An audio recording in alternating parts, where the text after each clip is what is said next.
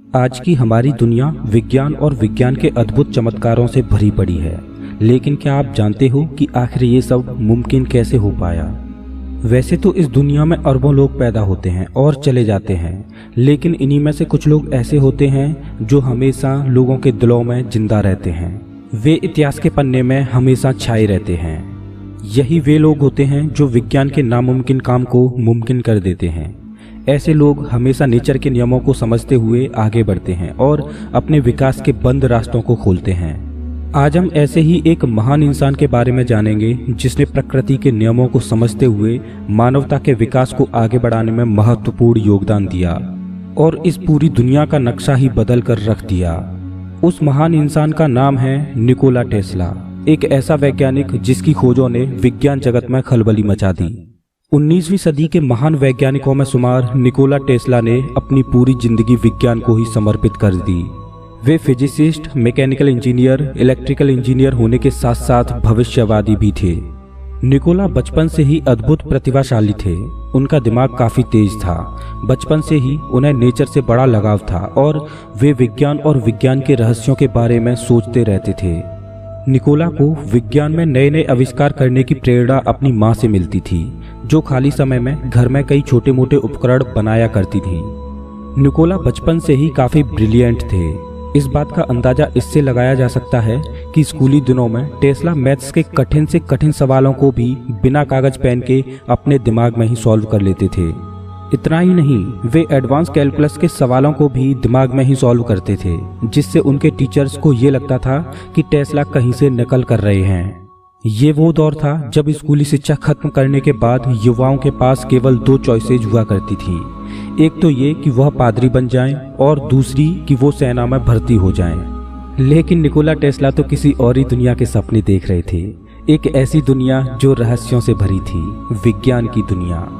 बताया जाता है कि स्कूली शिक्षा खत्म करने के बाद निकोला के पिता ने उन्हें पादरी बनने को कहा, लेकिन उन्होंने इनकार कर दिया।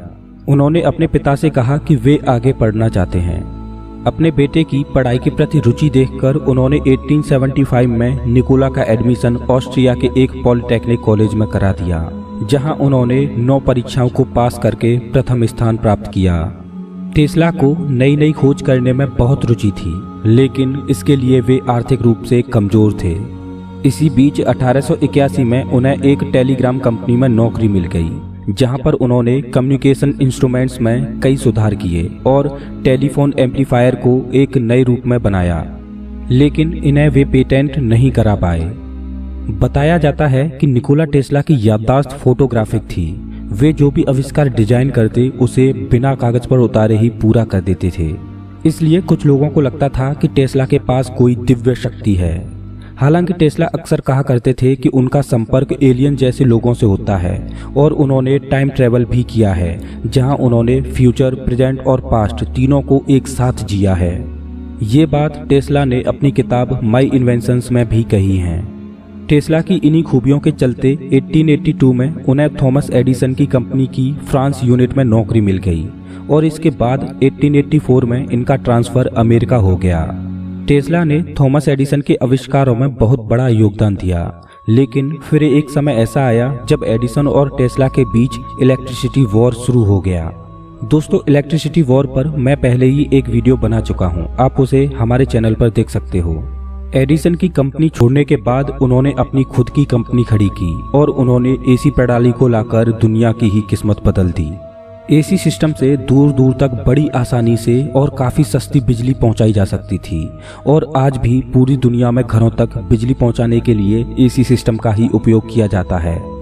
आविष्कार मानो जैसे कि टेस्ला के खून में बसे हों।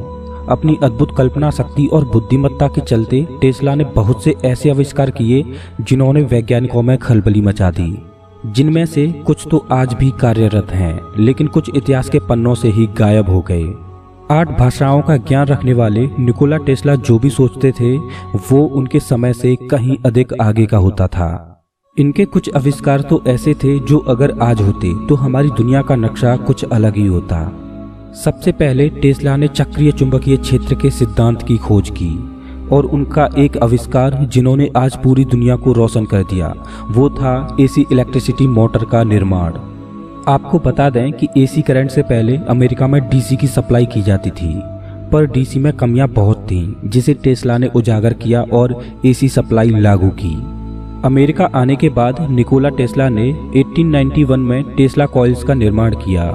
टेस्ला कॉइल एक तरह की इलेक्ट्रिक सर्किट होती है जिसकी सहायता से कम करंट और हाई वोल्टेज की बिजली पैदा की जाती है। आज के समय में रेडियो, टेलीविजन और अन्य इलेक्ट्रॉनिक्स में टेस्ला कॉइल का काफी उपयोग किया जा रहा है और वायरलेस ट्रांसमिशन में इसका उपयोग हो सकता है। इसके बाद इन्होंने 1895 में रेडियो संचार तकनीक का आविष्कार किया। बताया जाता है कि रेडियो संचार तकनीक पर टेस्ला काम कर रहे थे और उन्होंने ये प्रोजेक्ट बखूबी पूरा भी कर लिया था, लेकिन 1895 में ही उनकी लैब में आग लग गई, जिसकी वजह से वे इसे पेटेंट नहीं करा पाए। और इसके बाद राजनीतिक कारणों के चलते रेडियो के आविष्कार का पेटेंट मार्कोनी नाम के एक इटालियन वैज्ञानिक को मिल गया। लेकिन अपनी मौत के कुछ महीनों बाद ही अमेरिका की एससी ने मार्कोनी के पेटेंट को अमान्य करार दे दिया और पेटेंट टेस्ला को दे दिया, लेकिन अफसोस कि वे ये अपनी आंखों से नहीं देख पाए। इसके बाद 1896 में निकोला ने हाइड्रो इलेक्ट्रिक पावर प्लांट का आविष्कार किया। इस प्लांट को बनाने में लगभग 3 साल लगे और 16 नवंबर 1896 को पहली बार इस प्लांट से नजदीकी इलाके में बिजली की सप्लाई की गई। टेस्ला के इस आविष्कार ने वैज्ञानिकों को काफी हैरान किया। इससे पहले सन 1893 में टेस्ला ने एक अनोखा आविष्कार किया जिससे लोग उन्हें पागल वैज्ञानिक भी कहने लगे। ये आविष्कार था अर्थक्वेक ऑसिलेटर। ये एक प्रकार का इलेक्ट्रिसिटी जनरेटर था जो कि हाई स्पीड से अप डाउन करता और इलेक्ट्रिसिटी जनरेट करता। एक बार टेस्ला इस प्रोजेक्ट के ऊपर एक्सपेरिमेंट कर रहे थे। उस दौरान टेस्ला इसकी पावर को तेजी से बढ़ाते गए। ऐसा करने से उनके आसपास के एरिया में भूकंप आ गया। इस घटना के बाद उन्हें पता चला कि उन्होंने एक ऐसी मशीन बना दी है जो अर्थक्वेक पैदा कर सकती है। ये मशीन मानवता के लिए घातक साबित हो सकती थी, इसलिए निकोला टेस्ला ने ये मशीन तभी तोड़ दी। इसके बाद 1898 में इन्होंने खिलौने के आकार की एक नाव बनाई जो कि रिमोट से चलती थी। ये नाव अपने समय से कहीं अधिक आगे की थी। इस नाव को रिमोट से चलता देख लोगों को बहुत आश्चर्य हुआ और उन्हें लगा कि इसमें कोई प्रशिक्षित जानवर बैठा है जो उसे चला रहा है। लेकिन यही वो आविष्कार था जो आजकल के 3 मुख्य एडवांस टेक्नोलॉजी में उपयोग होता है: रोबोट, गाइडेड मिसाइल और रिमोट कंट्रोल। ये तीनों आविष्कार निकोला टेस्ला ने एक ही एक्सपेरिमेंट में कर दिए। इसके बाद 1901 में निकोला ने जो आविष्कार किया, अगर आज वो होता तो शायद हम अपने इस समय से 100 साल आगे होते। ये आविष्कार था वायरलेस इलेक्ट्रिसिटी का। इसमें निकोला टेस्ला एक गुंबदनुमा टावर बनाने पर काम कर रहे थे जिससे कि रेडियो ट्रांसमिशन द्वारा पूरे शहर में फ्री बिजली की सप्लाई पहुंचाई जा सके। और इसके लिए उन्होंने उस समय के न्यूयॉर्क के सबसे बड़े इन्वेस्टर्स में से एक जेपी मॉर्गन को अपने इस प्रोजेक्ट में पैसा लगाने को कहा। शुरुआत में तो जेपी मॉर्गन ने इस टावर में पैसा लगाया भी, लेकिन जब बाद में उन्हें पता चला कि टेस्ला इससे पूरे शहर में फ्री बिजली सप्लाई का सपना देख रहे हैं, तो उन्होंने टेस्ला के इस प्रोजेक्ट को फंड देना बंद कर दिया और आर्थिक स्थिति खराब होने के कारण 1905 में ये प्रोजेक्ट बंद करना पड़ा। और उसके बाद 1918 में जेपी मॉर्गन ने ये टावर पूरी तरह से तोड़वा दिया। टेस्ला के आविष्कारों का आधार ज़्यादातर उनकी कल्पना शक्ति होती थी और इसी के चलते उन्होंने 1934 में डेथ बीम नामक एक प्रोजेक्ट पर काम करना शुरू किया। ये आविष्कार भी काफ़ी एडवांस साबित होता अगर ये पूरा हो पाता। ये प्रोजेक्ट अगर सक्सेसफुली कंप्लीट होता तो हमारी दुनिया साई-फाई जैसी होती। डेथ बीम एक ऐसा हथियार था जो 250 मील दूर से ही दुश्मनों के 10,000 हवाई जहाज़ों को एक बार में ही खत्म कर देता। लेकिन इसके कंप्लीट न होने का कारण था फंड की कमी। टेस्ला के पहले इन्वेस्टर जेपी मॉर्गन ने इस प्रोजेक्ट पर फंड देने से मना कर दिया। हालांकि सोवियत संघ सरकार ने टेस्ला को $25,000 का चेक भी दिया था, लेकिन ये इस प्रोजेक्ट के लिए कम था और ये आविष्कार भी पूरा नहीं हो पाया। अपने साल के अंतिम दिनों में टेस्ला थॉट कैमरा बनाने पर काम कर रहे थे। ये एक ऐसा कैमरा होता जो किसी इंसान के थॉट्स को एक तस्वीर में बदल सकता था।